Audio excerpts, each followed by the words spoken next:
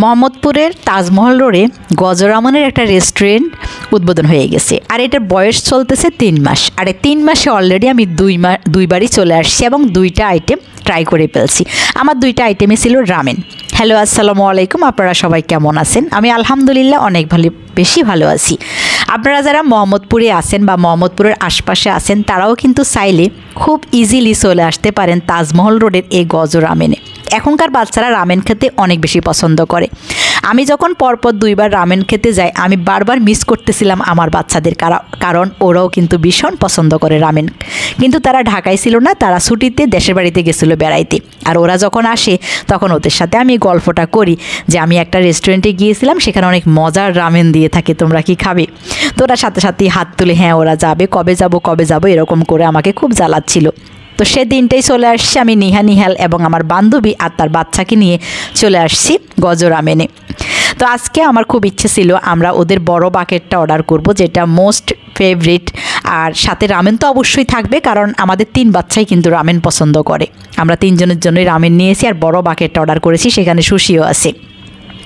তো আজকে আমাদের সাথে রাইস আইটেমও থাকবে। আর ফাইনালি আমি আজকে একটা বড় টেবিল খালিও পেয়ে গিয়েছি। এটা খুব সুসংবাদ ছিল আমার জন্য, কারণ এই রেস্টুরেন্টে আসতে গেলে আমার একটু ভয় করে যে টেবিল খালি পাবো কিনা। কারণ মানুষ বেশিরভাগ টাইমে এসব রেস্টুরেন্টে আসে একটু সময় স্পেন্ড করার জন্য, আর এগুলা অর্ডার করলে যেহেতু 20 থেকে 25 মিনিট ওয়েট করা লাগে এবং খাওয়ারের পরেও মানুষ একটু রিল্যাক্স করে, বসে গল্প করে। সো যখন টেবিল পাওয়া না হয় তখন আসলে অনেকক্ষণ ধরে দাঁড়িয়ে থাকতে হয়। তো আমাদের আজকে আসলে বলা যায় ভাগ্যই ভালো, আমরা একটা বড় টেবিল খালি পেয়েছি আর সেই টেবিলে আমরা সবাই বসে গিয়েছি। তা আমার আজকে ঘুরে দেখারও একটু ভালো সুবিধে হলো, যেহেতু মানুষজন একটু কম ছিল। পুরো রামেনের এই রেস্টুরেন্ট আমি ঘুরে দেখছি এবং অনেক ছবি ভিডিও করে নিয়েছি আপনাদের জন্য। ওদের যে কর্নারটা, এটা আমার খুব পছন্দ। আমার বান্ধবী খুব ভাত পাগল মানুষ, সে ভাত ছাড়া কিছুই বুঝে না। তাকে সাদা ভাতের সাথে একটা ডিম ফুস করে দিল, সে অনেক বেশি খুশি হয়ে যায় খেয়ে। তো তাকেও আমি নিয়ে আসছি রামেন ট্রাই করাতে। সে খাচ্ছে, পছন্দ করছে, রেস্টুরেন্ট পছন্দ করেছে। তবে বলতেছে এখানে তার বর আসলে সবচেয়ে বেশি পছন্দ করবে, কারণ সে তো ভাত পছন্দ করে। ফাইনালি বাচ্চারা খুশি হয়েছে, এটাতে আমরা সবচেয়ে বেশি খুশি হয়েছি। আর আমারও রামেনটা আসলে অনেক বেশি ভালো লেগেছে।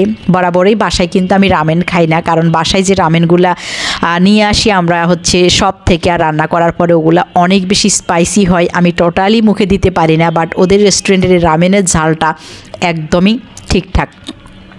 তো নিহা অনেক বেশি পছন্দ করেছে। নিহাকে আমি বারবার জিজ্ঞাসা করছিলাম যে তোমার কেমন লেগেছে, যদি ভালো লাগে মাঝে মধ্যে কিন্তু আমরা এখানে আসতে পারি, কারণ এটা আমাদের বাসার খুব কাছাকাছি আছে।